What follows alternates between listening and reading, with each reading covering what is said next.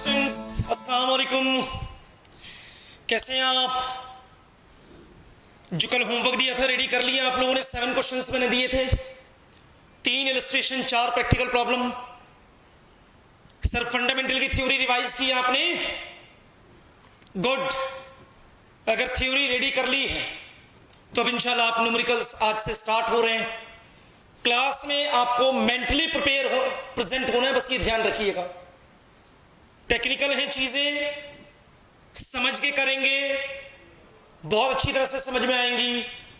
Mind divert कर देंगे अपना, कुछ देखा कुछ नहीं देखा, कुछ भी समझ में नहीं आएगा। मैं कोशिश करूंगा बिल्कुल स्लोली आपसे बातें की जाएं सारी चीजें, क्योंकि पूरी पार्टनरशिप टिकी हुई है फंडामेंटल के ऊपर, और फंडामेंटल आज की क्लास के ऊपर टिका हुआ है। अगर आज की क्लास इंशाल्लाह आपके समझ में आती है तो आप बहुत इंजॉय करेंगे टॉपिक को। प्लीज टेक केयर, ठीक है? थोड़ा सा लेंदी हो सकती है क्लास आज की, मैं पहले ही बता दूं, लेकिन इंशाल्लाह कोशिश करेंगे कि बहुत सारी चीजें डिस्कस कर ली जाएं आपसे। बेटे हम लोग डिस्कस कर रहे हैं आप लोगों के साथ फंडामेंटल ऑफ पार्टनरशिप अकाउंट। क्या डिस्कस किया जा रहा है? Fundamental of partnership account. Partnership के फंडामेंटल पॉइंट्स को लेकर बात हो रही है। क्लियर हो रही बात नहीं हो रही है? अच्छा बेटे, मैं अपना एक टॉपिक शुरू करूं आज, उससे पहले मैं ये चाहूंगा, क्योंकि मुझे आज की क्लास में जर्नलिटी से अपनी बात शुरू करनी है। कुछ बच्चे 11th के ऐसे बैठे हुए हैं कि जो मेरे पढ़ाई में हैं, कुछ बच्चे ऐसे हैं जो 11th में मुझे नहीं ज्वाइन किया था उन्होंने। और क्योंकि एंट्री बनाने की 2 अलग अलग टेक्निक होती हैं, एक ट्रेडिशनल होती है अप्रोच, एक मॉडर्न अप्रोच होती है। ट्रेडिशनल वाला याद होगा आपको, debit what comes in, credit what goes out. और मॉडर्न अप्रोच जो होती है वो एसेट्स इंक्रीज हो रहे हैं तो डेबिट और डिक्रीज हो रहे हैं। तो मुझे तो ये लगता है कि जो मॉडर्न अप्रोच होती है वो ज्यादा होती है, आसान होती है। बेटे एंट्री बनाने के लिए जो टेक्निक्स होती हैं हम यूज करते हैं वो ये हैं। ये तो सभी बच्चों को पता होगा ना कि एंट्री के 2 पार्ट होते हैं, एक पोर्शन होता है डेबिट वाला और एक पोर्शन होता है क्रेडिट वाला, यानी किसी चीज को एक डेबिट और एक क्रेडिट। अब क्वेश्चन ये बनता है कि कोई चीज डेबिट में कब आती है और कोई चीज क्रेडिट में कब आती है, ये क्वेश्चन बनता है ना। क्योंकि मेरी आज की क्लास में एंट्रीज बहुत ज्यादा होंगी तो मैं एंट्री का एक बेस पहले से बना लेता हूं। एंट्री में 2 पोर्शन होते हैं, एक डेबिट पोर्शन, एक क्रेडिट पोर्शन। तो एंट्री के डेबिट में कोई चीज कब आती है और एंट्री के क्रेडिट में कोई चीज कब आती है, उसके बहुत बेसिक रूल जो 11th में बहुत ज्यादा प्रैक्टिस किए होंगे आपने, मुझे सिर्फ वापस डिस्कस करने हैं। बेटे एंट्री बनाते टाइम एसेट्स और एक्सपेंस का सेम प्रिंसिपल होता है। एसेट्स और एक्सपेंस के लिए सेम रूल होता है। एसेट्स और एक्सपेंस इंक्रीज तो डेबिट, डिक्रीज तो क्रेडिट। एसेट्स और एक्सपेंस इंक्रीज होंगे तो क्या करेंगे? डेबिट करेंगे, और डिक्रीज होंगे तो क्या करेंगे? क्रेडिट करेंगे। इसके अपोजिट आ जाए बेटे, लायबिलिटी, कैपिटल और income. Liability, capital, income increase अगर होती हैं बेटे, इंक्रीज अगर होती हैं तो क्रेडिट करेंगे, और डिक्रीज अगर होती हैं तो डेबिट करेंगे। सही है? अभी यूज करते हुए आप मुझे देखेंगे, एक बार फिर मुझे बताएं। एसेट्स और एक्सपेंस इंक्रीज होते हैं तो क्या करते हैं? डेबिट करते हैं, मतलब ऊपर लिखते हैं। एसेट्स और एक्सपेंस डिक्रीज होते हैं तो बेटे कहां लिखते हैं? क्रेडिट में लिखते हैं। लायबिलिटी, कैपिटल और इनकम इंक्रीज तो क्या करते हैं? क्रेडिट करते हैं, और डिक्रीज होते हैं तो क्या करते हैं? डेबिट करते हैं। श्योर? याद रहेगी चीजें? ठीक है, अब मैं टॉपिक शुरू करता हूं। क्लास अब शुरू हो रही है, यहां से गौर से सुनिएगा बेटे। 11th क्लास में सुनना बहुत ध्यान से। 11th क्लास में आप लोगों ने एक टॉपिक पढ़ा था, टॉपिक का नाम था फाइनल अकाउंट। 11th क्लास में एक टॉपिक आपने पढ़ा था बेटे, टॉपिक का नाम क्या था? Final account of soul trader. पढ़े थे या नहीं है? वहां पे एक अकाउंट बनता था trading and profit and loss account. याद आएगा? अब देखो, ट्रेडिंग, अवेयर है आप? Trading and profit and loss account, ये उसकी डेबिट साइड होती थी, ये उसकी क्रेडिट साइड होती थी। बेटे यहां लिखते थे हम particular amount, particular and amount. 11th class final account. बेटे याद आपको आएगा, इसके दो पोर्शन होते थे, दो हिस्से होते थे। ऊपर वाला पोर्शन ट्रेडिंग अकाउंट का होता था, नीचे वाला पोर्शन प्रॉफिट एंड लॉस का होता था। मैं थोड़ा जल्दी जल्दी बात करना चाहूंगा। ट्रेडिंग अकाउंट में सबसे पहले लेते थे ओपनिंग स्टॉक। क्या लेते थे बेटे? Opening stock. ओपनिंग स्टॉक के बाद क्या लेते थे? परचेज। अगर कोई परचेज रिटर्न है तो उसे माइनस करना होगा। उसके बाद क्या लेते थे? सर जितने भी डायरेक्ट एक्सपेंस होते थे, सारे के सारे डायरेक्ट एक्सपेंस डेबिट में आ जाते थे। गुड, सारे के सारे डायरेक्ट एक्सपेंस डेबिट में आते थे। क्रेडिट में क्या लेते थे? सर क्रेडिट में सेल आती थी, सेल के साथ अगर कोई क्लोजिंग स्टॉक होता था तो क्लोजिंग स्टॉक क्रेडिट में आ जाया करता था। ये ट्रेडिंग अकाउंट पूरा हो गया। सर हम टोटल करते थे, टोटल करने के बाद जितना भी शॉर्टेज निकल के आया सर उसे बोलते थे हम ग्रॉस प्रॉफिट बोलते थे। क्या बोलते थे बेटे? Gross profit. अब जितना भी जीपी निकल के आया, इस जीपी को कहां शिफ्ट कर दिया जाता था? प्रॉफिट एंड लॉस अकाउंट में। अपोजिट में शिफ्ट करते थे, लिखते थे ग्रॉस प्रॉफिट। ठीक है। अब क्या करते थे? यहां पे इनडायरेक्ट इनकम से जितनी भी होती थी, rent receive, discount receive, bad debts recovered, appreciation, apprentice premium, commission receive, जितनी भी इनकम होती थी सारी इनकम क्रेडिट में आ जाती थी। सब ये टोटल हो जाता था। टोटल करने के बाद बेटे जितने भी एक्सपेंसेस होते थे, जिनको हम बोलेंगे इनडायरेक्ट एक्सपेंस जितने भी होते थे, एग्जांपल लिखूं कुछ? Salary paid, commission allow, interest allow. बेटे जितने भी एक्सपेंसेस होते थे सारे एक्सपेंसेस डेबिट में आते थे। डेबिट में लिखने के बाद शॉर्टेज जो निकल के आती थी, अब बेटे हम उसको बोलते थे नेट प्रॉफिट बोलते थे। क्या बोलते थे? अब यहां से मैं अपना टॉपिक शुरू कर रहा हूं ध्यान से, ये तो भी मैंने बैकअप कराया है।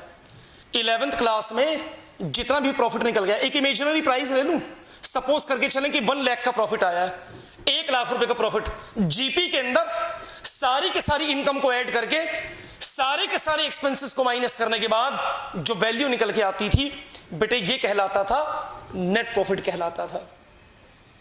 एग्री करते हैं? क्या कहलाता था? Net profit. अब गौर से सुनना बच्चे, अगर आपका बिजनेस सोल ट्रेडर है या सोल प्रोप्राइटर है, सोल प्रोप्राइटर बिजनेस या सोल ट्रेडर बिजनेस है, किसे बोलते हैं सोल ट्रेडर बिजनेस?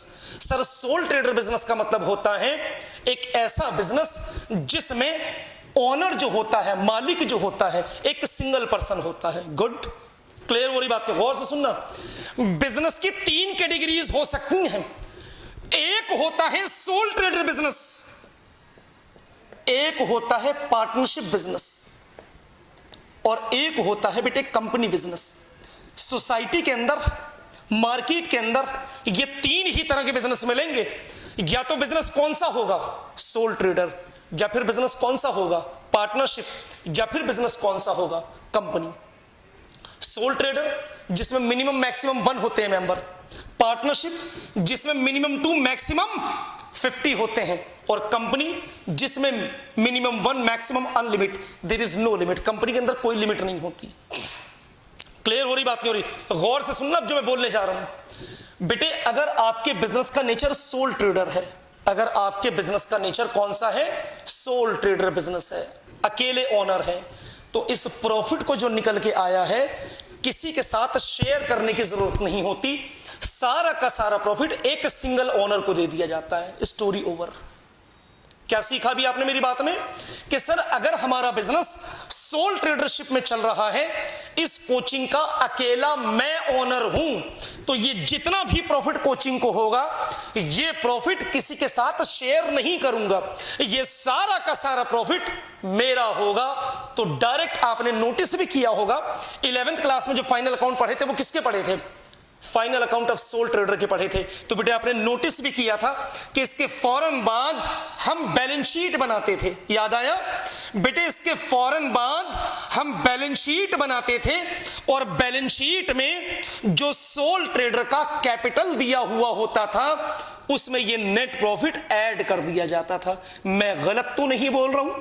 हाँ सर, ऐसा ही करते थे, प्रॉफिट को हम कैपिटल में ऐड कर दिया करते थे। क्यों? क्योंकि 11th में जो बिजनेस पढ़ रहे थे वो कौन सा था? Soul trader. यहां से एक पॉइंट निकल के आया कि अगर आपका बिजनेस सोल ट्रेडरशिप में चल रहा है तो बिजनेस को जितना भी प्रॉफिट हुआ होगा ये सारा का सारा प्रॉफिट किसी के साथ शेयर करने की जरूरत नहीं होती है। सारा का सारा प्रॉफिट जो बिजनेस का सोल ट्रेडर है उसी को डिलीवर कर दिया जाता है, उसी को ट्रांसफर कर दिया जाता है, स्टोरी ओवर। लेकिन अगर आपका बिजनेस सोल ट्रेडरशिप में नहीं है बेटे, पार्टनरशिप में है। कौन सा बिजनेस है? पार्टनरशिप में है। अब गौर से सुनना मेरी बात, अगर आपका बिजनेस पार्टनरशिप में है तो पार्टनरशिप के केस में बिजनेस को जितना भी प्रॉफिट हुआ है सारा प्रॉफिट किसी एक पर्सन को नहीं दे सकते। जितने भी पार्टनर बिजनेस के होते हैं उन सब में शेयर करना होता है एग्रीड रेशियो, उनके तय रेशियो के मुताबिक। अगर बिजनेस में 2 पार्टनर हैं तो 2 लोगों में डिस्ट्रीब्यूट किया जाएगा, 3 पार्टनर हैं तो 3 लोगों में डिस्ट्रीब्यूट किया जाएगा, 4 पार्टनर हैं तो 4 लोगों में डिस्ट्रीब्यूट किया जाएगा। हद तो यह होती है कि अगर बिजनेस में 50 मेंबर हैं तो 50 लोगों में डिस्ट्रीब्यूट किया जाएगा। अगर बिजनेस सोल ट्रेडर है तो सारा प्रॉफिट एक पर्सन को मिलेगा, लेकिन बिजनेस अगर पार्टनरशिप है तो सारा प्रॉफिट किसी एक को नहीं दे सकते। 2 लोग हैं तो 2 में बटेगा, 3 है तो 3 में बटेगा, 4 है तो 4 में बटेगा, 5 है तो 5 में बटेगा, 20 है तो 20 में बटेगा, इवन 50 है तो 50 में बटेगा। अब क्रॉस क्वेश्चन आ रहा है, सर बटेगा कैसे? मतलब इस प्रॉफिट को बांटेंगे कैसे? तो बेटे गौर से सुनिएगा, देखो ध्यान से सुनना। अगर सोल ट्रेडर होता है तो उठा के सीधे कैपिटल में ऐड कर देते हैं, लेकिन अगर बिजनेस पार्टनरशिप में है, बिजनेस पार्टनरशिप में है तो बैलेंस शीट में ले जाने से पहले इस प्रॉफिट को बेटे हमें शेयर करना होगा, और शेयर करने के लिए, प्रॉफिट को डिस्ट्रीब्यूट करने के लिए, बांटने के लिए अब वेरी स्पेशल अकाउंट, एक स्पेशल अकाउंट बनेगा जिसका नाम होगा profit and loss appropriation account. क्या नाम होगा जल्दी से मुझे बताएं? Profit and loss appropriation account. Confusion है तो मुझे बताएं, आ रही है समझ में? नहीं आ रही है? नाम क्या लिखा मैंने? Profit and loss appropriation account. अभी तक कौन सा अकाउंट बना रहे थे? Profit and loss account. अब दोनों में फर्क क्या रहेगा? सर अगर मैं आसान सा आंसर देना चाहूं वो ये है, टू डिटरमाइन द प्रॉफिट और लॉस। प्रॉफिट या लॉस डिटरमाइन करने के लिए जो अकाउंट बनता है वो कौन सा बनता है? प्रॉफिट एंड लॉस अकाउंट बनता है। बट अगर मैं इंफॉर्मेशन दूं आपको, to share the profit among the partners, profit को पार्टनर के बीच में डिस्ट्रीब्यूट करने के लिए जो अकाउंट प्रिपेयर होगा बेटे उसी को क्या कहा जाएगा? प्रॉफिट एंड लॉस एप्रोप्रिएशन कहा जाएगा। समझ में आ रही बात मेरी? प्रॉफिट या लॉस डिटरमाइन करने के लिए P&L अकाउंट बनेगा, और प्रॉफिट एंड लॉस को शेयर करने के लिए, बांटने के लिए कौन सा अकाउंट बनेगा? एप्रोप्रिएशन बनेगा। एग्री करते हैं? पक्का? चलिए शाबाश।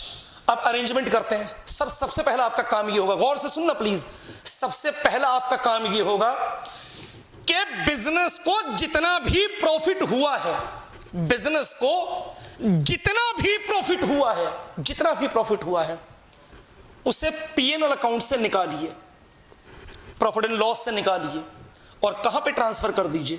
प्रॉफिट एंड लॉस एप्रोप्रिएशन में ट्रांसफर कर दीजिए। आया बेटे समझ में मैं क्या करने जा रहा हूं? समझ में आ रहे हैं? चीजें क्लियर हो रही हैं? मेरा काम इस टाइम सबसे पहले क्या होगा? एक क्वेश्चन आ रहा है, सर ये बताइए कि P&L अकाउंट भी बनाना पड़ेगा हमें? नहीं, बिल्कुल नहीं। P&L अकाउंट आपको नहीं बनाना होगा बेटे। P&L अकाउंट एग्जामिनर आपको पहले से प्रिपेयर करके देगा। P&L अकाउंट एग्जामिनर ऑलरेडी आपको प्रिपेयर करके देगा, बना के देगा। आपका काम सीधे बस ये होगा कि प्रॉफिट को P&L से निकालना है, प्रॉफिट एंड लॉस से निकाल के और कौन से अकाउंट में लेके आना है? प्रॉफिट एंड लॉस एप्रोप्रिएशन में लेके आना है। चीजें क्लियर हो रही हैं जो मैं बोल रहा हूं? हाँ सर क्लियर तो हो रही है, लेकिन ये होगा कैसे? बेटे टेक्निकल सीखेंगे हम, ऐसी तुक्का थोड़ी लगाएंगे कि इधर से इधर कर दो और उधर से उधर कर दो। अब जल्दी से, अब देखो याद रखना, मुझे प्रॉफिट को कौन से अकाउंट से निकालना है? एंट्री बनाने जा रहा हूं मैं। जो मैं बोल रहा हूं ना इस टाइम के पीएनएल अकाउंट को पीएनएल से निकाल के एप्रोप्रिएशन में ट्रांसफर कर दो, मैं इसकी एंट्री शो करने जा रहा हूं। और सर चाहूं तो मैं एंट्री डायरेक्ट लिख सकता हूं और आपको बोल दूं कि रट लो, उसमें मजा नहीं आएगा, फिर आपको सीखनी पड़ेगी एंट्री सीखेंगे तो मजा आएगा। फिर प्रॉफिट इस टाइम कौन से अकाउंट में है? सर पीएनएल अकाउंट में है। मुझे इसे क्या करना है? आउट करना है, निकालना है। क्या करना है? शेयर करना है, बांटना है। और बांटने के लिए मुझे पीएनएल से निकाल के कौन से अकाउंट में लेके जाना है? एप्रोप्रिएशन में लेके जाना है। चलिए सीखते हैं। बेटे मुझे बता सकते हैं प्रॉफिट का नेचर क्या होता है? अकाउंटिंग पॉइंट ऑफ व्यू से प्रॉफिट हमारे लिए एसेट्स होता है, एक्सपेंस होता है, लायबिलिटी होती है, कैपिटल होता है या इनकम होता है? बस इतना बता दीजिए आप। सर प्रॉफिट हमारे लिए एसेट्स नहीं होता, एक्सपेंस तो कोई मतलब ही नहीं है, लायबिलिटी भी नहीं होता, कैपिटल भी नहीं होता, बल्कि प्रॉफिट हमारे लिए एक इनकम होती है। गौर से सुनते रहना, प्रॉफिट क्या होती है हमारे लिए? एक इनकम। इनकम का रूल क्या कहता है? बिजनेस में जब भी इनकम इंक्रीज हो तो क्या करेंगे? क्रेडिट करेंगे। और बिजनेस में इनकम जब भी डिक्रीज हो तो उसे क्या करेंगे बेटे? डेबिट करेंगे। इनकम इंक्रीज तो क्रेडिट, इनकम डिक्रीज तो डेबिट। अब मैं इसे प्रॉफिट नहीं बोलूंगा, इनकम बोलूंगा। गौर से सुनना बेटे, इनकम को मैं कौन से अकाउंट से निकाल रहा हूं? सर पीएनएल अकाउंट से निकाल रहे हैं। सोच के बताइए, पीएनएल अकाउंट से जब हम इनकम को निकालेंगे तो वहां पे इनकम की वैल्यू बढ़ेगी या कम होगी? मैं साइलेंट हूं और आपका आंसर चाहता हूं, जल्दी से बताइए। इनकम को पीएनएल अकाउंट से निकालेंगे, बाहर करेंगे, तो वहां पे इनकम की वैल्यू बढ़ेगी या कम होगी? सर वहां से इनकम हट रही है तो इनकम की वैल्यू डिक्रीज होगी। इनकम अगर डिक्रीज होती है बेटे तो क्या करते हैं? डेबिट करते हैं। कहां से निकल रही है इनकम? सर पीएनएल अकाउंट से निकल रही है, तो पीएनएल की वैल्यू एज अ इनकम क्या हो जाएगी? डिक्रीज हो जाएगी। और इनकम अगर डिक्रीज होती है तो क्या करते हैं? क्या करते हैं बेटे? क्या करते हैं? डेबिट करते हैं। तो बेटे इसकी पहली एंट्री हो जाएगी profit and loss account debit. Profit and loss account debit. अब ये इनकम जा कौन से अकाउंट में रही है? सर पीएनएल अकाउंट से तो निकल गई है, अब ये इनकम जा रही है पीएनएल एप्रोप्रिएशन में जा रही है। कौन से अकाउंट में जा रही है? वहां जा रही है। तो एप्रोप्रिएशन में इनकम की वैल्यू बढ़ेगी या कम होगी? सर क्योंकि ये इनकम एप्रोप्रिएशन में जा रही है तो एप्रोप्रिएशन की वैल्यू बढ़ेगी। और इनकम अगर इंक्रीज होती है तो क्या करते हैं? बोलिए बेटे क्या करते हैं? सर क्रेडिट करते हैं। तो एंट्री क्या हो जानी चाहिए? सर एंट्री हो जानी चाहिए profit and loss appropriation account. कितने का प्रॉफिट था? 1 लाख रुपए का प्रॉफिट था। ये लीजिए, मैंने कौन से अकाउंट से निकाला? पीएनएल अकाउंट से निकाला। और कौन से अकाउंट में ट्रांसफर कर दिया? Profit and loss. ये आपके क्वेश्चन की पहली एंट्री होगी, प्रॉफिट को पीएनएल अकाउंट से निकाल के एप्रोप्रिएशन में ट्रांसफर करना। Profit and loss account debit to profit and loss appropriation account. Confuse तो नहीं है? पक्का? श्योर ना? कोई कंफ्यूजन है तो मुझे बताएं। नहीं सर कोई कंफ्यूजन नहीं है। अभी सिर्फ आपने एक काम किया है कि प्रॉफिट को पीएनएल अकाउंट से निकाला है और उसे एप्रोप्रिएशन में ट्रांसफर कर दिया है। वेरी गुड बेटे, मैं साथ साथ ना लेजर भी बना के चलूंगा, मतलब मैं अकाउंट भी बना के चलूंगा। एप्रोप्रिएशन अकाउंट बना लेते हैं। मेरे ख्याल से मैं अपनी बात को बहुत आसानी से समझा सकता हूं।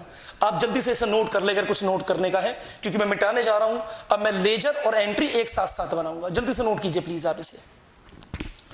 यस बेटे, ये एक फॉर्मेट मैंने बना लिया है। जैसे मैंने बताया कि एग्जाम में जो क्वेश्चन आएगा एंट्री की फॉर्म में भी आ सकता है और एप्रोप्रिएशन बनाने के लिए भी आ सकता है। मैं क्वेश्चन को दोनों तरह से करके दिखाऊंगा। चलिए शुरू करते हैं। फिर वहीं से बात शुरू करता हूं मैं, क्योंकि क्वेश्चन मिट गया आपके सामने से तो चीजें कनेक्ट करनी पड़ेंगी। क्वेश्चन ये बनता था कि सर प्रॉफिट फाइंड करने के लिए क्या पीएनएल अकाउंट हमें बनाना है? ये तो मैंने साफ मना कर दिया कि प्रॉफिट एंड लॉस अकाउंट आपको नहीं बनाना। एग्जामिनर आपके पेपर में आपको प्रॉफिट बता देगा, profit made during the year ₹1 lakh, ऐसे करके बता देता है। आपको कोई ट्रेडिंग अकाउंट, कोई पीएनएल अकाउंट बेटे नहीं बनाना। आपके पेपर में आपको प्रॉफिट दे रखा होगा। आपका काम बस इतना है कि ये प्रॉफिट क्योंकि पीएनएल अकाउंट में हुआ होगा तो प्रॉफिट एंड लॉस अकाउंट से निकाल के इसे कहां पे लेके आना है? सर एप्रोप्रिएशन में लेके आना है। फिर फिर मुझे बताएं बेटे, प्रॉफिट एक इनकम है, जब पीएनएल अकाउंट से निकलेगी तो इनकम इंक्रीज होगी या डिक्रीज होगी? सर डिक्रीज होगी, और डिक्रीज होती है तो क्या करते हैं? डेबिट करते हैं। तो हम यहां एंट्री करेंगे profit and loss account debit to profit and loss appropriation account.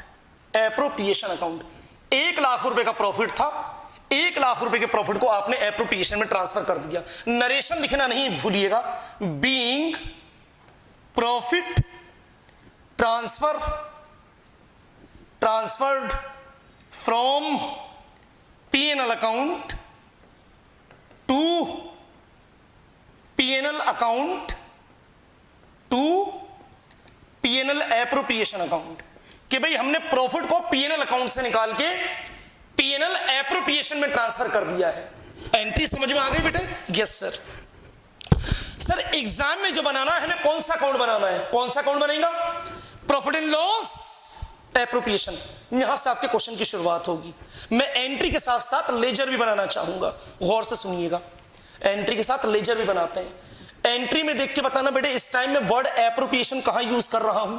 Sir entry है profit and loss account debit to profit and loss appropriation, तो वर्ड एप्रोप्रिएशन क्रेडिट में है, क्रेडिट में है, क्रेडिट में है, तो क्रेडिट में ही लिखेंगे और यहां लिखेंगे by profit and loss account के नाम से लिखेंगे। हो गई कहानी खत्म। 1 लाख रुपए का प्रॉफिट, ये लीजिए 1 लाख रुपए का प्रॉफिट मैंने कहां ट्रांसफर कर दिया? सर आपने इसे पीएनएल एप्रोप्रिएशन में ट्रांसफर कर दिया। यहां तक क्लियर हो रही है ना चीजें? बहुत लेंदी नहीं, मुश्किल से 15-20 मिनट आप अवेयर हो जाएं तो मेरी सारी बातें क्लियर हो जाएंगी। बिजनेस को जितना भी प्रॉफिट हुआ था पीएनएल अकाउंट से निकाला और पीएनएल एप्रोप्रिएशन में ट्रांसफर कर दिया, और एंट्री के साथ साथ मैंने लेजर में भी उसकी पोस्टिंग करके बता दी है। अब मैं क्लास को आगे बढ़ाना चाहूंगा। आप बेटे मुझे ये बताएं, अवेयर रहिएगा, आप मुझे बच्चे ये बताएं कि ये प्रॉफिट एप्रोप्रिएशन में ट्रांसफर क्यों हुआ है? बोलो जल्दी से। सर ये प्रॉफिट एप्रोप्रिएशन में जो ट्रांसफर हुआ है शेयर होने के लिए ट्रांसफर हुआ है, डिस्ट्रीब्यूट करने के लिए। अगर बिजनेस के 2 पार्टनर हैं तो 2 में बांटना है, 3 है तो 3 में बांटना है, 10 है तो 10 में बांटना है, 50 है तो 50 में बांटना है। इस प्रॉफिट को एक्चुअली हमने पार्टनर में डिस्ट्रीब्यूट करने के लिए ट्रांसफर किया है। बट सॉरी, मैं आपको एक इंफॉर्मेशन दे दूं, ये प्रॉफिट एप्रोप्रिएशन में डिस्ट्रीब्यूट होने के लिए ट्रांसफर हुआ है। लेकिन बेटे याद रखिएगा, डिस्ट्रीब्यूट होने के लिए तो ट्रांसफर हुआ है, लेकिन ये अमाउंट डिस्ट्रीब्यूट नहीं हो सकती, ये प्राइस डिस्ट्रीब्यूट नहीं होगा। सर क्या गोल गोल गोल गोल आप घुमा रहे हैं? कभी कह रहे हैं कि इसे प्रॉफिट को डिस्ट्रीब्यूट करने के लिए ट्रांसफर किया गया है, अब आप कह रहे हैं कि ये 1 लाख रुपए डिस्ट्रीब्यूट नहीं होगा। एक पे कायम रहे ना, या तो बोलिए कि डिस्ट्रीब्यूट होने के लिए ट्रांसफर हुआ है, या फिर बोलिए कि डिस्ट्रीब्यूट नहीं होगा। बेटे फिर से मेरी बात सुन लें आप, इस प्रॉफिट को पार्टनर में डिस्ट्रीब्यूट करने के लिए ही ट्रांसफर किया गया है, बट सॉरी ये अमाउंट पार्टनर में डिस्ट्रीब्यूट नहीं होगी। क्यों सर? क्योंकि ये बिजनेस का नेट प्रॉफिट है। कौन सा प्रॉफिट है? Net profit. और पार्टनर में नेट प्रॉफिट डिस्ट्रीब्यूट नहीं किए जाते, बल्कि पार्टनर में नेट डिस्ट्रीब्यूटेबल प्रॉफिट डिस्ट्रीब्यूट किए जाते हैं। अब ये क्या हो गया? पार्टनर में नेट प्रॉफिट डिस्ट्रीब्यूट नहीं होते, बल्कि नेट डिवाइजेबल प्रॉफिट या distributable profit. Distributable profit distribute होता है, ये नेट प्रॉफिट है, डिस्ट्रीब्यूटेबल नहीं है। तो सर इसका मतलब ये होता है कि हमें इस नेट प्रॉफिट को पहले क्या बनाना होगा? नेट डिस्ट्रीब्यूटेबल या नेट डिवाइजेबल प्रॉफिट बनाना होगा। जब ये नेट डिवाइजेबल प्रॉफिट बन जाएगा, उसके बाद जो वैल्यू होगी उसको बांटेंगे हम। चीजें क्लियर हो गई? 1 मिनट की बात को फिर से रिवाइज कर लूं। 1 लाख रुपए का प्रॉफिट यहां पे ट्रांसफर हुआ है, क्यों? पार्टनर में डिस्ट्रीब्यूट होने के लिए। लेकिन ये अमाउंट डिस्ट्रीब्यूट नहीं होगी, क्यों? क्योंकि ये बिजनेस का नेट प्रॉफिट है, और पार्टनर में जो बांटे जाते हैं वो net divisible profit, net distributable profit बांटे जाते हैं। यानी हमारी अब फर्स्ट जॉब होगी, हमारी पहली जॉब होगी इस नेट प्रॉफिट को नेट डिस्ट्रीब्यूटेबल प्रॉफिट बनाना। सर अब ये समझाइए कि नेट प्रॉफिट में और नेट डिस्ट्रीब्यूटेबल प्रॉफिट में क्या फर्क है? यहां से बेटे आपको मेरी 10 मिनट की क्लास बहुत सीरियस सुननी पड़ेगी। नेट प्रॉफिट और नेट डिस्ट्रीब्यूटेबल प्रॉफिट दोनों में क्या फर्क है? अगर दोनों में डिफरेंस समझ में आ गया तो मेरी बात क्लियर हो जाएगी। सही है बच्चे, याद रहेगी बात, ठीक है, फोकस रखना। ये नेट प्रॉफिट है, मुझे इसे नेट डिवाइजेबल बनाना है। अब लेकिन नेट प्रॉफिट और नेट डिवाइजेबल में क्या फर्क है, उसके लिए आप अगले 5 मिनट की क्लास, 10 मिनट की क्लास देखें। बेटे याद रखिएगा, किसी भी पार्टनरशिप के अंदर, किसी भी पार्टनरशिप फर्म के अंदर एक्सपेंस की 2 कैटेगरीज होती हैं। एक्सपेंस 2 तरह के होते हैं किसी भी पार्टनरशिप फर्म के अंदर। एक्सपेंस 2 टाइप के होते हैं। एक होते हैं expense related to outsider, related to outsider. एक एक्सपेंस कौन से होते हैं, एक्सपेंस रिलेटेड टू आउटसाइडर, और एक होते हैं एक्सपेंस रिलेटेड टू पार्टनर। कोई भी पार्टनरशिप फर्म 2 तरह के खर्चे करती है, एक एक्सपेंस रिलेटेड टू आउटसाइडर और एक expense related to partner. Sir जैसे एग्जांपल आपके सामने है, salary to employ, salary to employ, employ को सैलरी दी है, जो इस कोचिंग के एम्प्लॉय हैं उन्हें सैलरी दी है, तो ये कौन सा कहलाएगा, आउटसाइडर, क्योंकि एम्प्लॉय मैनेजमेंट का पार्ट नहीं होते हैं, ओनर नहीं होते हैं, तो सैलरी एम्प्लॉय को देना क्या है, आउटसाइडर। लेकिन सैलरी टू पार्टनर, पार्टनर को ही सैलरी दी जा रही है। अब कुछ बच्चों को डाउट हो रहा है कि पार्टनर को कब सैलरी दी जाती है, तो ये बात तो मैं पहले ही क्लियर कर चुका हूं बेटे, कि जब कोई पार्टनर बिजनेस के अंदर कोई एक्स्ट्रा ऑर्डिनरी वर्क करता है, मतलब ऐसा काम जो उसकी जॉब में नहीं था, ऐसा काम जो उसकी ड्यूटीज में नहीं था। आलिम सर को इस कोचिंग में अकाउंट्स पढ़ानी थी, लेकिन बाद में बिजनेस स्टडीज भी पढ़ाई जा रही है, तो उसके लिए मुझे क्या चाहिएगी, सैलरी चाहिएगी। समझ में आ रही बात मेरी, जल्दी से बताएं। एम्प्लॉय को सैलरी देना आउटसाइडर एक्सपेंस है, और पार्टनर को सैलरी देना इंटरनल एक्सपेंस है बेटे। क्लियर हो रही, expense related to partner. Commission to agent, commission किसी एजेंट को देना, कमीशन किसी एजेंट को देना कौन सा खर्चा होगा, आउटसाइडर। कमीशन टू पार्टनर, लेकिन कमीशन अपने ही किसी पार्टनर को दी जा रही है, तो ये कौन सा होगा, रिलेटेड टू पार्टनर। इंटरेस्ट बैंकों को देना बेटे, इंटरेस्ट ऑन लोन, लोन वगैरह के ऊपर इंटरेस्ट देना, इंटरेस्ट ऑन लोन, लोन के ऊपर इंटरेस्ट दे रहे हैं, तो ये कौन सा खर्चा होगा, आउटसाइडर होगा। लेकिन इंटरेस्ट ऑन कैपिटल, कैपिटल के ऊपर इंटरेस्ट दे रहे हैं, तो कैपिटल किसका लगाया हुआ होता है बेटे, ओनर का, और ओनर को जो इंटरेस्ट मिलेगा, तो ये कौन सा होगा मुझे बताइए, रिलेटेड टू पार्टनर। आया समझ में, नहीं आया। एक्सपेंस की कितनी कैटेगरी, 2 कैटेगरी, एक कौन से, expense related to outsider, good, और एक कौन से, expense related to partner. Salary employ को दी गई, आउटसाइडर, जल्दी जल्दी आंसर करें। सैलरी इंप्लॉय को दी गई, आउटसाइडर, सैलरी पार्टनर को दी गई, रिलेटेड टू पार्टनर। कमीशन किसी एजेंट को दिया गया, आउटसाइडर, कमीशन किसी पार्टनर को दिया गया, related to partner. Interest on loan चुकाया है, आउटसाइडर, इंटरेस्ट ऑन कैपिटल दिया है, रिलेटेड टू पार्टनर। याद रहेगी बात, यस सर, बहुत अच्छी तरह से। बेटे सेम इनकम की भी 2 कैटेगरी होती हैं, इनकम की भी 2 कैटेगरी होती हैं, एक आउटसाइडर वाली इनकम, इनकम टू आउटसाइडर, और एक इनकम टू पार्टनर। एक कौन सी इनकम, आउटसाइडर, और एक कौन सी इनकम, रिलेटेड टू पार्टनर। फर्क बिल्कुल वही फर्क है, किसी आउटसाइडर से पैसे आए हैं, तो ये कौन सी इनकम है, आउटसाइडर। रेंट रिसीव होना, किराएदारों से किराया मिला है, outsider income. Interest on, interest received from bank, bank से इंटरेस्ट मिला है, बैंक से इंटरेस्ट मिला है, तो ये कौन सी है बेटे, आउटसाइडर। लेकिन interest on drawing, interest on drawing, ये कौन सी इनकम है, सर ये पार्टनर वाली इनकम है। पॉइंट ओके हो रहा है। अब प्लीज मेरी बात गौर से सुनते रहना बेटे, बहुत सीरियस होके। जितनी मेहनत से मैं पढ़ा रहा हूं उतनी मेहनत आपसे भी चाहता हूं कि एफर्ट्स लगाएं। एक्सपेंस की कितनी कैटेगरी, अभी सब खुल के आएंगे सामने बातें। एक्सपेंस की कितनी कैटेगरी, सर 2 कैटेगरी, एक आउटसाइडर वाले खर्चे और एक पार्टनर वाले खर्चे। इनकम की भी कितनी कैटेगरी, 2 कैटेगरी, एक कौन से, आउटसाइडर, और एक कौन से, पार्टनर।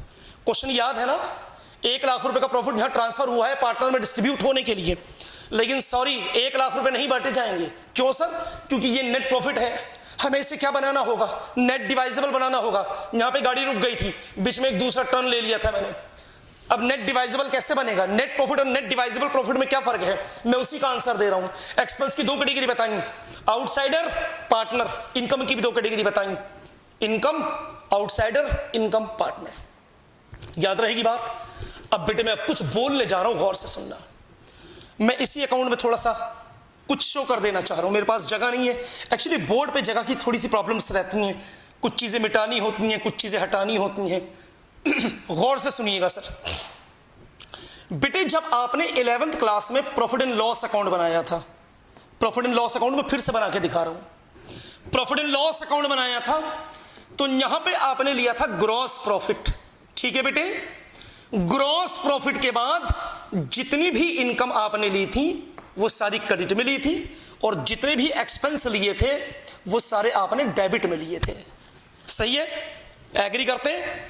इनकम में जैसे डिस्काउंट रिसीव किया आपने, डिस्काउंट रिसीव किया, जैसे इंटरेस्ट रिसीव किया, जैसे कमीशन रिसीव की, ये सब इनकम है। और एक्सपेंस में जैसे सैलरी पेड की, जैसे रेंट पेड किया, जैसे कमीशन आपने पेड की, जैसे इंटरेस्ट आपने पेड किया, सबको टोटल कर दिया था। और टोटल करने के बाद जो शॉर्टेज निकल के आई थी वो नेट प्रॉफिट था, नेट प्रॉफिट था। वापस आ गया हूं मैं अपनी जगह पे। ये क्या है? नेट प्रॉफिट है। क्या बनाना है? Net divisible. फर्क क्या होता है सर? गौर से सुनिए बेटे, जब आप 11th क्लास में P&L अकाउंट बनाते थे और P&L अकाउंट में जो खर्चे होते थे, ये बात मैं आपको लिख के देने के लिए तैयार हूं, आप मेरी बात को क्रॉस चेक कर सकते हैं। P&L अकाउंट में जितने भी खर्चे लेते थे, खर्चों की कितनी लिस्ट हमने बनाई है? एक आउटसाइडर और एक पार्टनर। बेटे ये बात मैं लिख के देने के लिए तैयार हूं कि प्रॉफिट एंड लॉस अकाउंट में जितने भी खर्चे आते हैं वो सारे के सारे खर्चे आउटसाइडर वाले लिए थे। कौन से वाले लिए थे? आउटसाइडर वाले। कौन से नहीं लिए थे? पार्टनर वाले खर्चे नहीं लिए थे। कहां पे? P&L अकाउंट में। यानी सैलरी जो हमने यहां पे ली थी, कौन सी वाली थी? इंप्लॉय वाली सैलरी ली थी। रेंट जो लिया था हमने, लैंडलॉर्ड से, जो टेनेंट से रेंट मिला था वो लिया था। कमीशन जो हमें मिली थी, किससे मिली थी? अपने क्लाइंट से जो कमीशन मिली थी वो कमीशन हमने ली थी। बैंकों को जो इंटरेस्ट दिया था वो इंटरेस्ट हमने, sorry, salary paid, rent paid, commission allow, interest allow. 11th class में P&L अकाउंट के अंदर हम जितने भी एक्सपेंस लेते थे वो सारे के सारे एक्सपेंस आउटसाइडर के होते थे। ठीक है बेटे, मैं एक बार फिर अपनी बात दोहरा रहा हूं। P&L अकाउंट में जितने भी एक्सपेंसेस होते थे ये सारे के सारे आउटसाइडर वाले एक्सपेंस होते थे, और क्रेडिट में जितनी भी इनकम आती थी वो सारी की सारी आउटसाइडर वाली इनकम आती थी। यानी अगर मैं ये वर्ड यूज करूं तो गलत नहीं होगा, जीपी के अंदर सारी आउटसाइडर वाली इनकम ऐड होती थी और सारे आउटसाइडर वाले एक्सपेंस हट जाते थे, तो जो बैलेंस निकल के आता था उसे क्या कहा जाता था? नेट प्रॉफिट कहा जाता था। अब इसे नेट डिवाइजेबल प्रॉफिट क्यों नहीं कह सकते? क्योंकि बेटे इस प्रॉफिट में से भी कौन से खर्चे हटने बाकी रह गए हैं? शायद मेरी बात समझ में आ रही है। इस प्रॉफिट को निकालने के लिए अभी आउटसाइडर वाले खर्चे हटे हैं, यानी सैलरी टू एम्प्लॉय हटी है, सैलरी टू पार्टनर हटनी बाकी रह गई है। जब इसमें से सैलरी टू पार्टनर हट जाएगी तो डिवाइजेबल प्रॉफिट बन जाएगा। कमीशन टू एजेंट हटी है, कमीशन टू पार्टनर नहीं हटी है। इंटरेस्ट अलाउ टू बैंक हटा है, इंटरेस्ट अलाउ टू कैपिटल नहीं हटा अभी। यानी जितने भी खर्चे हटे हैं प्रॉफिट को निकालने के लिए, आउटसाइडर एक्सपेंस हटे हैं, और कौन सी इनकम ऐड हुई हैं? आउटसाइडर इनकम ऐड हुई हैं। अब करना क्या है आपको इसमें? बेटे इस प्रॉफिट के अंदर पार्टनर वाली इनकम ऐड करके और पार्टनर वाले एक्सपेंस जब हटा दिए जाएंगे उसके बाद जो वैल्यू बचेगी उसको कहा जाएगा नेट डिवाइजेबल प्रॉफिट कहा जाएगा। आया समझ में? नहीं आया? नेट प्रॉफिट और नेट डिवाइजेबल प्रॉफिट में after charging outsider adjustment, outsider की चीजों को हटाने के बाद जो वैल्यू बचती है वो क्या बनती है बेटे? नेट प्रॉफिट बनता है, लेकिन जब इसमें पार्टनर के एडजस्टमेंट भी सेटल कर लिए जाएंगे उसके बाद जो वैल्यू निकल के आएगी उसे कहा जाएगा बेटे नेट डिवाइजेबल प्रॉफिट कहा जाएगा। यानी हमारा टारगेट क्या होगा जल्दी से बताइए। सर हमारा टारगेट होगा अब इसमें पार्टनर वाली इनकम ऐड करना, पार्टनर वाली इनकम ऐड करना और पार्टनर वाले एक्सपेंस हटाना। जब वो हट जाएंगे उसके बाद जो वैल्यू बचेगी बेटे वो कहलाएगा net divisible profit. I hope मेरी बात समझ में आ रही है। यस सर, बहुत अच्छी तरह से समझ में आ रही है।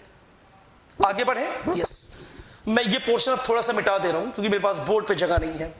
अब आपके सामने बोर्ड पे कुछ खर्चे और लूंगा मैं। याद रखना, मैं फिर एक बात दोहरा दूं, ये नेट प्रॉफिट है और मुझे इसे डिवाइजेबल बनाना है, और डिवाइजेबल बनाने के लिए मुझे इसमें कौन सी वाली इनकम ऐड करनी है? पार्टनर वाली इनकम ऐड करनी है। क्यों? क्योंकि सर पीएनएल अकाउंट में नहीं ली गई थी, वो पीएनएल में सिर्फ आउटसाइडर वाली ली गई थी। और कौन से खर्चे हटाने हैं? पार्टनर वाले खर्चे हटाने हैं। क्यों? क्योंकि पीएनएल अकाउंट में आउटसाइडर वाले खर्चे हटे थे, पार्टनर वाले खर्चे हटने बाकी रह गए हैं। तो अभी हमें पार्टनर वाले एडजस्टमेंट और करने हैं। मैं इसे रफ कर ले रहा हूं, आप जल्दी से इसे नोट कर ले अगर कुछ नोट करने की चीज है बोर्ड पे। यस बेटे, वापस आ गई मैं अपने क्वेश्चन पे। बिजनेस को प्रॉफिट कितना हुआ? 1 लाख रुपए का। कौन से अकाउंट से निकाला? पीएनएल अकाउंट से निकाला। कौन से अकाउंट में शिफ्ट कर दिया? एप्रोप्रिएशन में शिफ्ट कर दिया। एंट्री क्या होगी? Sir PNL account debit to PNL appropriation account. ये नेट प्रॉफिट पीएनएल एप्रोप्रिएशन में पहुंच गया, लेकिन अब इसे नेट प्रॉफिट को नेट डिवाइजेबल बनाना होगा।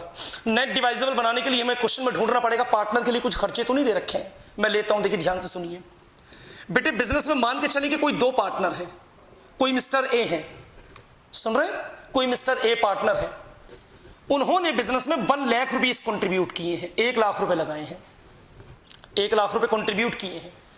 और कोई मिस्टर बी है, मिस्टर बी ने 60,000 रुपीस कंट्रीब्यूट किए, 60,000 रुपए लगाए हैं। ए ने कितना पैसा लगाया? 1 लाख रुपए। बी ने कितना पैसा लगाया? 60,000 रुपीस। ठीक है, दोनों के बीच में एक एग्रीमेंट बना, दोनों के बीच में एक डीड बनी, और डीड में बेटे साफ मेंशन किया गया है interest on capital allow to partners at 10% per annum. दोनों में साफ साफ मेंशन किया गया है। कहता है इंटरेस्ट ऑन कैपिटल, कैपिटल के ऊपर इंटरेस्ट दिया जाएगा, पार्टनर को दिया जाएगा, कितने % दिया जाएगा? 10% दिया जाएगा। निकालना जरा प्लीज, आप जल्दी से मुझे निकाल के बताएं। एक का कैपिटल कितना है? सर 1 लाख। तो 1 लाख का 10% कितना हो जाता है? सर 1 लाख का 10% 10,000 इंटरेस्ट एक को मिलेगा, और 60,000 इंटरेस्ट एक को मिलेगा। सॉरी, 60,000 पे 6,000 इंटरेस्ट एक को मिलेगा। बेटे प्लीज मुझे बता सकते हैं फर्म टोटल कितना इंटरेस्ट दे रही है? 16,000 इंटरेस्ट दे रही है। अब सीरियस होकर बताना, इंटरेस्ट ऑन कैपिटल एक्टिव है बेटे। इंटरेस्ट ऑन कैपिटल बिजनेस दे रहा है या चार्ज कर रहा है? कैपिटल के ऊपर इंटरेस्ट दिया जा रहा है या चार्ज किया जा रहा है? सर कैपिटल के ऊपर इंटरेस्ट दिया जा रहा है। तो ये इंटरेस्ट बेटे बिजनेस के लिए एक्सपेंस होगा या इनकम होगी? सोच के बताइएगा। कैपिटल के ऊपर पार्टनर को इंटरेस्ट दिया जा रहा है, तो ये इंटरेस्ट देना बिजनेस के लिए एक एक्सपेंस है। और एक्सपेंस जब भी इंक्रीज होते हैं तो उन्हें क्या किया जाता है? डेबिट किया जाता है। डायरेक्टली पढ़ा रहा हूं मैं, समझ में आ रही है चीजें? कैपिटल के ऊपर इंटरेस्ट देना बिजनेस के लिए एक एक्सपेंस है, और एक्सपेंस इंक्रीज हो रहे हैं, और एक्सपेंस जब इंक्रीज होते हैं तो क्या करते हैं? डेबिट करते हैं। बेटे एक और बताइए, ये इंटरेस्ट किसी आउटसाइडर को दिया जा रहा है या पार्टनर को दिया जा रहा है? सर क्योंकि इंटरेस्ट कैपिटल के ऊपर है तो ये पार्टनर को दिया जा रहा है। कहां नहीं लिया गया होगा? जल्दी से बोलो, कहां नहीं लिया गया होगा? सर ये इंटरेस्ट पीएनएल अकाउंट में नहीं लिया गया होगा। अब कहां लेना पड़ेगा? एप्रोप्रिएशन में लेना पड़ेगा। चलिए लीजिए, आप कैपिटल के ऊपर इंटरेस्ट देना एक्सपेंस, एक्सपेंस क्या हो रहे हैं? इंक्रीज होते हैं तो क्या करते हैं? डेबिट करते हैं। बेटे मैं पहले इंटरेस्ट की एंट्री करूंगा आपके सामने। एंट्री होगी interest on capital account debit, interest on capital account. जैसे एक्सपेंस के लिए एंट्री यही तो करते थे, रेंट रेंट पेड किया है आपने, एंट्री क्या करते थे आप 11th क्लास में, याद करके बताइए रेंट पेड करने की एंट्री क्या होती थी? Sir rent account debit to cash account. Salary paid करने की एंट्री क्या होती थी? Salary account debit to cash account. Wages pay करने की एंट्री क्या होती थी? Wages account debit to cash account. अभी क्या दे रहे हैं आप? इंटरेस्ट दे रहे हैं, तो एंट्री क्या हो जाएगी? Sir interest on capital account debit. कितना इंटरेस्ट दे रहे हैं देख के बताओ। सर एक को दे रहे हैं 10,000, एक को दे रहे हैं 6,000, तो टोटल इंटरेस्ट दे रहे हैं 16,000, 16,000 रुपए इंटरेस्ट टोटल दे रहे हैं। अब लेकिन बेटे एक और प्रॉब्लम है, वो भी सुन लीजिए आप। सर वो क्या प्रॉब्लम है? सुनिए गौर से। जो आउटसाइडर एक्सपेंस होते हैं, जैसे रेंट देना, सैलरी देना, एम्प्लॉय को कमीशन देना, वो आउटसाइडर जो होते हैं, बेटे फर्क समझना आप। आउटसाइडर को जब कोई खर्चा दिया जाता है तो फर्म को वो खर्चा कैश की फॉर्म में देना होता है, करेंसी की फॉर्म में देना होता है। अपने एम्प्लॉय को सैलरी देनी है तो कैसे दोगे? कैश दोगे। लैंडलॉर्ड को रेंट देना है तो कैसे दोगे? कैश दोगे। एजेंट को कमीशन देना है तो कैसे दोगे? कैश दोगे। समझ में आ रही बात? नहीं आ रही है? डाउट तो नहीं है। बैंकों को इंटरेस्ट देना है तो कैसे दोगे? कैश दोगे। लेकिन बेटे याद रखना, फर्म अपने पार्टनर को जब भी कोई चीज देती है तो कभी भी डायरेक्ट कैश नहीं देती, बल्कि फर्म अपने पार्टनर को जब भी कोई चीज देती है तो वो चीज उसके कैपिटल में ट्रांसफर कर दी जाती है। सर समझ में नहीं आया? सिंपल सा फंडा है। इस आइडियल इंस्टीट्यूट ऑफ कॉमर्स अपने एम्प्लॉय को जब कुछ देगा तो उन्हें कैश की फॉर्म में देगा। एजेंट को कमीशन देना है तो कैश दिया जाएगा, ऑफिस का रेंट देना है तो कैश दिया जाएगा, इलेक्ट्रिसिटी चार्जेस कैश या चेक एक ही बात होती है। कुछ बच्चों को लगता है कि सर चेक भी तो दे सकते हैं, बट चेक भी देना वही कैश के बराबर ही होता है, सही है। लेकिन आइडियल इंस्टीट्यूट ऑफ कॉमर्स आलिम सर को अगर कुछ देगा तो वो कैश की फॉर्म में नहीं देगा। मेरा यहां बाकायदा कैपिटल अकाउंट खुला हुआ है। समझ में आ रही बात? नहीं? जितनी भी चीज मेरे हिस्से में आती है पहले वो मेरे कैपिटल में ट्रांसफर की जाती है, उसके बाद फिर आगे का प्रोसीजर होता है कि मैं विड्रॉ करूं या ना करूं। इमरान सर को कोई चीज देगा कभी भी डायरेक्ट कैश नहीं देता।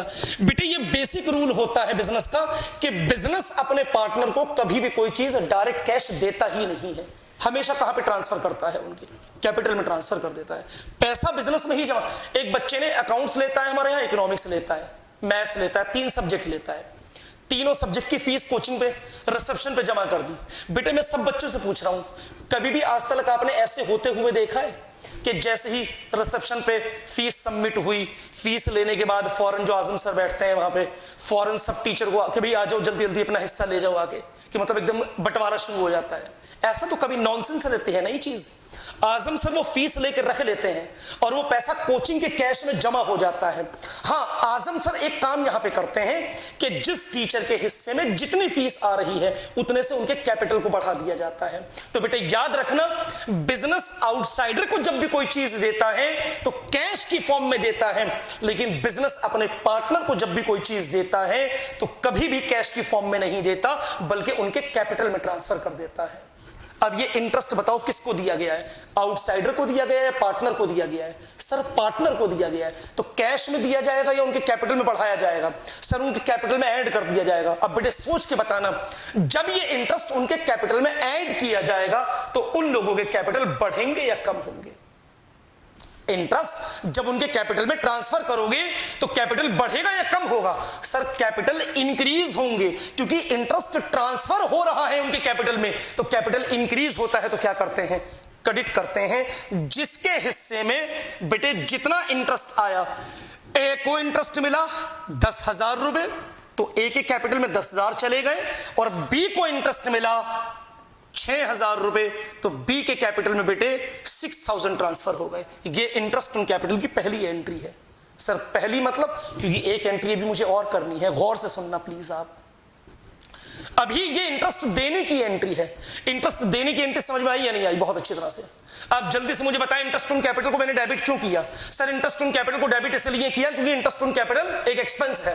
एक्सपेंस जब इंक्रीज होता है तो डेबिट करते हैं, इसलिए डेबिट किया। अच्छा, पार्टनर को मैंने क्रेडिट क्यों किया? सर क्योंकि ये जो इंटरेस्ट इनको मिला है ये कैश की शक्ल में नहीं मिलेगा, इनके कैपिटल में ट्रांसफर होगा, और जब कैपिटल में ट्रांसफर होगा तो इनके कैपिटल बढ़ेंगे। Interest on capital account debit to A capital account to B capital account. बेटे अकाउंटिंग का एक रूल और सुनिए, और ये रूल कोई नया नहीं है, पुराना रूल है ये।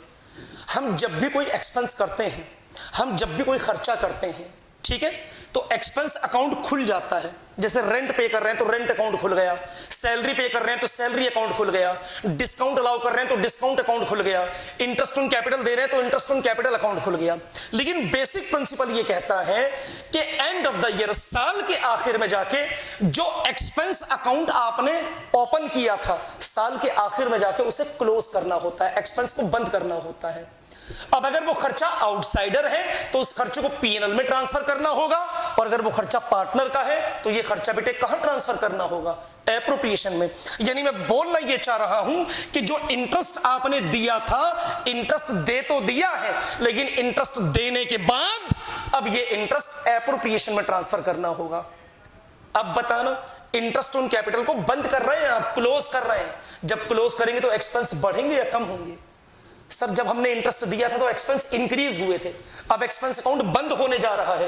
एक्सपेंस अगर बंद होगा तो उसे क्या करेंगे? क्रेडिट करेंगे। और बेटे जा कहां रहा है?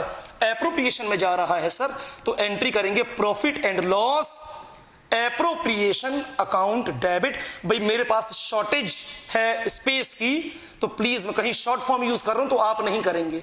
इंटरेस्ट ऑन कैपिटल अकाउंट, ये लीजिए सर, कितना इंटरेस्ट दिया था? 16,000 16,000 हो गई। इंटरेस्ट की दो एंट्री होती हैं और दोनों एंट्री मैंने कर दी है। थक तो नहीं रहे बेटे? समझ में आ रही है? पक्का? सबसे पहला काम क्या किया? प्रॉफिट को प्रॉफिट एंड लॉस से निकाल के एप्रोप्रिएशन में ट्रांसफर किया। एंट्री बताइए sir, profit and loss account debit to profit and loss appropriation account. Very good. अब ये क्या है सर? ये नेट प्रॉफिट है, नेट डिवाइजिबल बनाना है। नेट डिवाइजिबल कैसे बनेगा? हमें क्वेश्चन में ढूंढना पड़ेगा, पार्टनर को कुछ खर्चे तो नहीं दिए गए, उन्हें हटाना पड़ेगा। उन्हीं खर्चों में पहला आइटम था इंटरेस्ट ऑन कैपिटल। कितनी एंट्री की? इंटरेस्ट ऑन कैपिटल की दो एंट्री। पहली एंट्री बेटे interest on capital account debit to A's capital account to B's capital account, और दूसरी एंट्री क्या हो जाएगी? इंटरेस्ट ऑन कैपिटल को हम पीएनएल एप्रोप्रिएशन में ट्रांसफर करेंगे, तो profit and loss appropriation account debit to interest on capital account. Posting भी कर दीजिए आप साथ साथ, क्योंकि दोनों ऑप्शन साथ साथ लेके चल रहा हूं मैं। जरा बताना प्लीज, दूसरी एंट्री में कहीं एप्रोप्रिएशन वर्ड है? नहीं सर। अगली एंट्री में वर्ड एप्रोप्रिएशन कहां पे है? सर एप्रोप्रिएशन डेबिट में है, तो डेबिट में है तो बेटे डेबिट में ही लिखिएगा, लेकिन किसके नाम से लिखिएगा? यहां लिखेंगे इंटरेस्ट ऑन कैपिटल के नाम से लिखेंगे। हां, समझा देना कि किसको कितना इंटरेस्ट मिला है। एज कैपिटल अकाउंट 10,000 एक को मिला है, बीज कैपिटल अकाउंट बी को कितना मिला है? 6,000 रुपए मिला है। दोनों को कितना मिला है? 16,000। अच्छा, क्वेश्चन अगर यहीं पे खत्म हो गया, मान के चलो क्वेश्चन खत्म हो गया, तो अब जल्दी से बताएंगे नेट प्रॉफिट कितना हुआ था? सर 1 लाख हुआ था, उसमें से 16,000 इंटरेस्ट के हटा दीजिए तो कितने बचेंगे बेटे?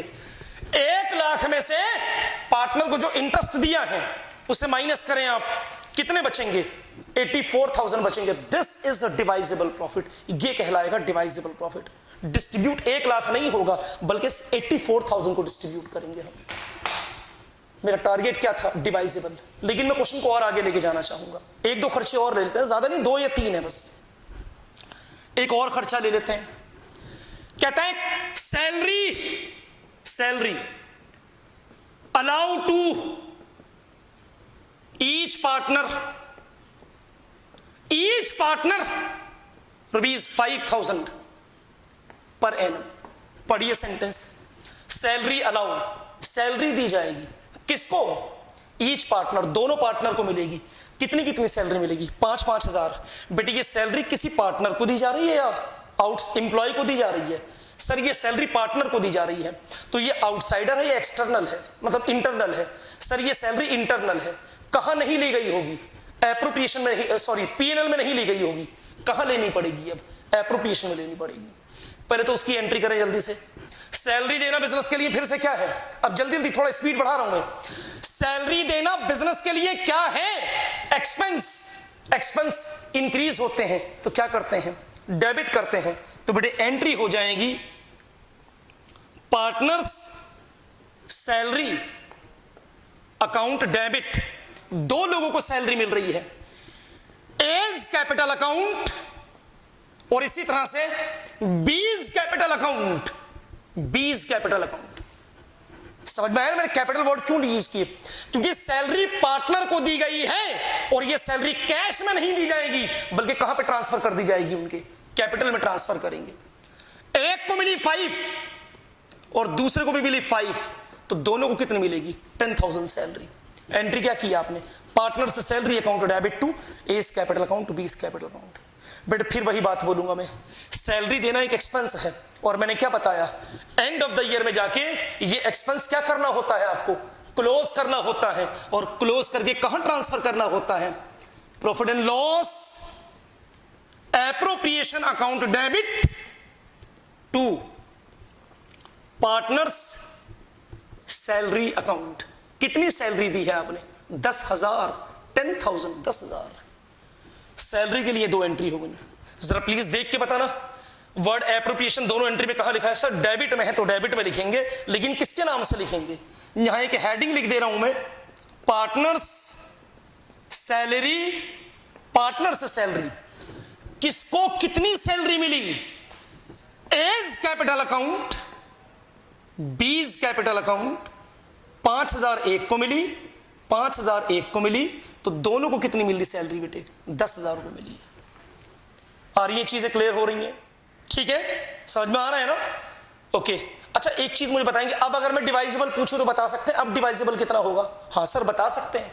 नेट प्रॉफिट 1 लाख रुपए था, 1 लाख रुपए में से हमने 16,000 इंटरेस्ट ऑन कैपिटल दिया और 10,000 सैलरी दी, तो 74 बचा रह जाएगा। डिवाइजेबल प्रॉफिट 74 कहलाएगा। यानी पार्टनर में 1 लाख रुपए नहीं बटेंगे, बल्कि कितने बटेंगे? 74 बटेंगे। ठीक है, लेकिन मैं क्वेश्चन को और थोड़ा सा ऐड करना चाहता हूं। मे भी हो सकता है एक और एडजस्टमेंट है,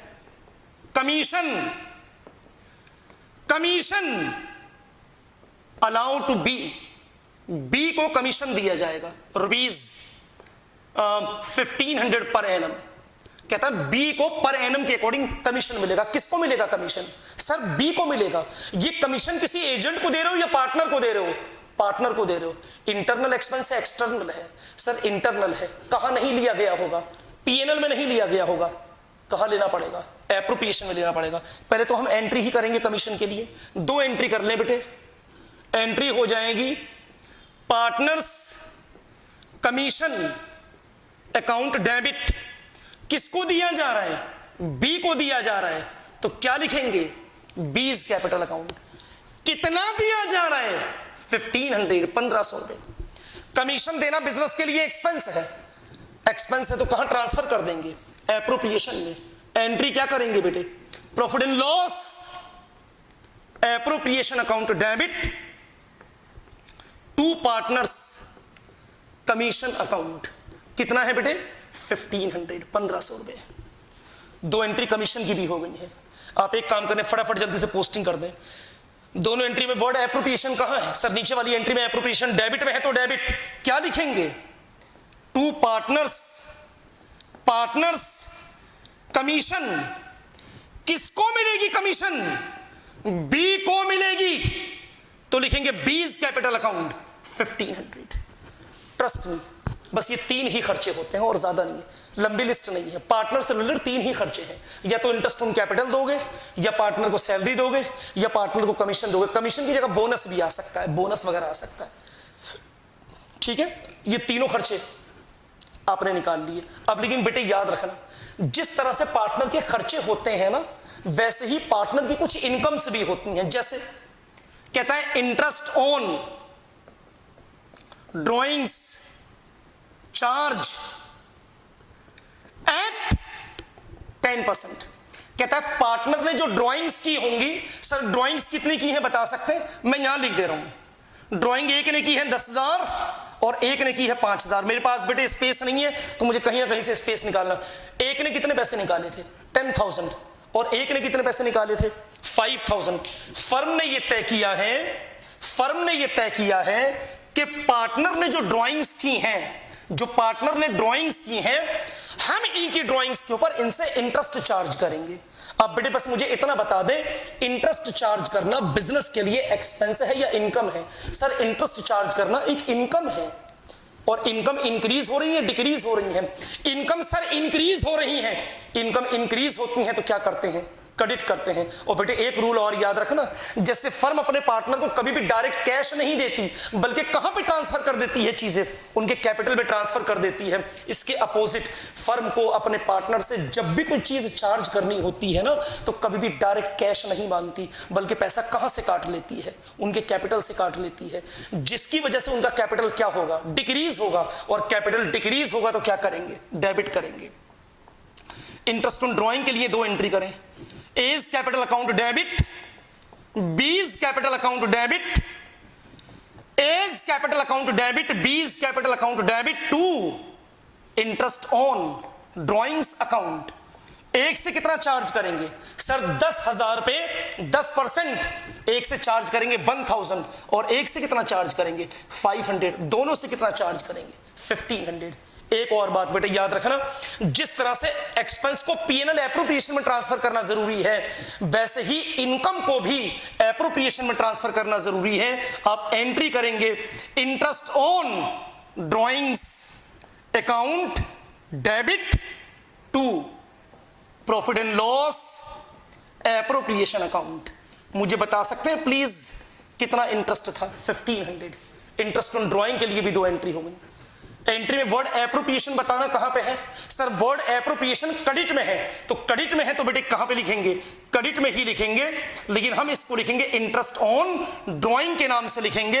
और किससे कितना चार्ज किया गया है यहां लिखेंगे एज कैपिटल अकाउंट, और बी से कितना चार्ज किया गया है तो बेटे लिखेंगे बीज कैपिटल अकाउंट। 1500 सॉरी कितना 1000 एक से, 500 एक से, तो दोनों से मिला के 1500 चार्ज किया गया है। चीजें ओके हैं, समझ में आ रही हैं, ठीक है। अब टाइम है टोटल करने का, बस अब टोटल करने जा रहा हूं मैं, गौर से सुनना बच्चे, प्लीज ध्यान से सुने। नेट प्रॉफिट बताएं कितना था सर, 1 लाख। इंटरनल इनकम कितने की हुई 1500 की, तो सर मुझे बता सकते हैं कि टोटल कितना हो गया सर, हमारे पास प्रॉफिट हो गया 1,01,500 हो गया। अब इसमें से जितने भी इंटरनल एक्सपेंस हैं उन्हें हटाइए। 16,000 इंटरेस्ट ऑन कैपिटल दिया गया, मैंने माइनस कर दिया, 85,500 बचा। 10,000 सैलरी दी गई, उसे भी माइनस कर दीजिए, 75,500 बचा। 1,500 कमीशन दी गई, उसे भी माइनस कर दीजिए बेटे, 74 बचा। कितना बचा 74। समझ में आ रही बात नहीं रही सर, ये जो 74 बचा है ना, this is your divisible profit, यही है आपका डिवाइजेबल प्रॉफिट। कौन सा प्रॉफिट है ये, डिवाइजेबल प्रॉफिट।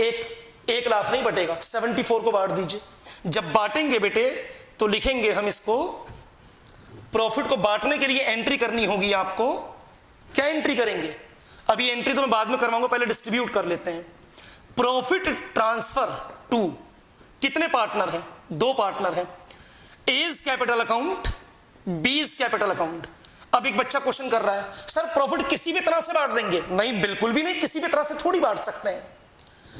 जो क्वेश्चन में रेशो दे रखे हो, जैसे एक एडजस्टमेंट ले लेते हैं, प्रॉफिट शेयरिंग रेशो 3:2। कहता पार्टनर के बीच में जो रेशो तय हो गया था वो कितना तय हो गया था 3:2, यानी सारे प्रॉफिट में 3 हिस्से किसके होंगे, ए के, और 2 हिस्से किसके होंगे, बी के। तो अब आपकी हिम्मत नहीं है कि इक्वल इक्वल बांट सकें या किसी दूसरे रेशो में बांटें, 3:2 में ही बांटना पड़ेगा। सर कैसे बटेगा बता सकते हैं, बिल्कुल आसान, मैं यहां रफ में करके दिखा दे रहा हूं। देखो ए का प्रॉफिट कैसे आएगा, 74 मल्टीपल, ए का शेयर कितना है बेटे देख के बताएं। सर ए का शेयर 3, तो यहां पे लिखेंगे 3/5। ये 5 समझ में आ गया कैसे आया, 5 का मतलब इन दोनों का टोटल, यानी बिजनेस ने सारे प्रॉफिट को 5 हिस्सों में डिवाइड कर रखा है, 3 हिस्से एक के, 2 हिस्से एक के, तो टोटल कितना हो गया 5 में ए के पास कितना है 3/5। निकालिए कितना आ जाएगा, divided by 5 multiple 3 is equal to, तो बेटे ए को 44,400 मिलेगा। और बी का प्रॉफिट कितना हो जाएगा सर, बी का प्रॉफिट हो जाएगा 74 मल्टीपल 2/5, तो ये हो जाएगा बेटे 29,601 को मिलेगा। यहां मेंशन कर दीजिएगा 44,400 29,600। क्वेश्चन आपका बिल्कुल कंप्लीट है। एक आखिरी एंट्री बच गई है, भी मेरे पास जगह नहीं है, तो मैं कहां लिखूं, मेरे ख्याल से यहां लिख दूं, मेरे पास स्पेस की बड़ी प्रॉब्लम हो रही है। एक लास्ट एंट्री बच गई है, देखो अब लास्ट एंट्री कौन सी बची है, सबसे पहले प्रॉफिट को हमने पीएनएल से निकाल के कहां पे ट्रांसफर किया? एप्रोप्रिएशन में। सुन रहे हैं? प्रॉफिट एंड लॉस से निकला और कहां पे आ गया? एप्रोप्रिएशन में आया। एप्रोप्रिएशन में आने के बाद बहुत सारी चीजें उसमें से लेस हुई और कुछ चीजें उसमें ऐड भी हुई। डिवाइजेबल आ गया। अब डिवाइजेबल को जब पार्टनर में बांटेंगे तो बेटे ये प्रॉफिट अब कहां से भी निकल जाएगा? सर एप्रोप्रिएशन से भी निकल जाएगा। तो लिखेंगे profit and loss appropriation account debit, और बटने के बाद जिसके हिस्से में जितना आया, ए के हिस्से में कितना आया तो ए को मिलेगा, बी के हिस्से में कितना आया तो बी को मिलेगा। तो ये आ जाएगा कितना? 44,401 का, 29,601 का, तो बेटे ये 74 टोटल हो जाएगा। सिंपल। अब ये क्वेश्चन बिल्कुल कंप्लीट है। आया समझ में? आप एक काम करेंगे, पहले यहां से लेके यहां तक क्वेश्चन को नोट करेंगे। इत्मीनान से पहले मेरी बात सुन ले। यहां से लेके क्वेश्चन यहां तक पहले नोट करेंगे। ये क्वेश्चन है आपका। क्वेश्चन करने के बाद फिर आपकी एंट्रीज होंगी। यहां से एंट्रीज शुरू होंगी। ये सारी एंट्री, 2 एंट्री इधर है और फिर एक एंट्री लास्ट में ये आ गई। सही है? और फिर उसके बाद एप्रोप्रिएशन बनाएंगे। इस तरह से क्वेश्चन है। पहले सारी एंट्री होती हैं, फिर एप्रोप्रिएशन बनता है। आगे बेटे समझ में? पक्का? सबसे पहले प्रॉफिट को एप्रोप्रिएशन में ट्रांसफर किया, 1 लाख रुपए, ये नेट प्रॉफिट है। हमें इसे क्या बनाना है? डिवाइजेबल बनाना है। डिवाइजेबल के लिए जितने भी पार्टनर की एक्सपेंसेस थे उनको हटाया, पार्टनर की इनकम को ऐड किया, जो बैलेंस बचा रह गया वो डिवाइजेबल प्रॉफिट होगा। क्वेश्चन आपका बिल्कुल कंप्लीट हो गया है। अब नेक्स्ट क्लास में इंशाल्लाह कुछ क्वेश्चन प्रैक्टिस कराए जाएंगे। आई रिक्वेस्ट कि प्लीज आप क्लास में रहेंगे तो ये जो क्लास हुई है हमारी ये प्रैक्टिस हो जाएगी। उसके बाद हम फिर नेक्स्ट टॉपिक की तरफ चलेंगे। लेकिन अगली क्लास में क्वेश्चन प्रैक्टिस है। आई रिक्वेस्ट कि प्लीज आप क्लास मिस नहीं कीजिएगा। Okay, thank you so much.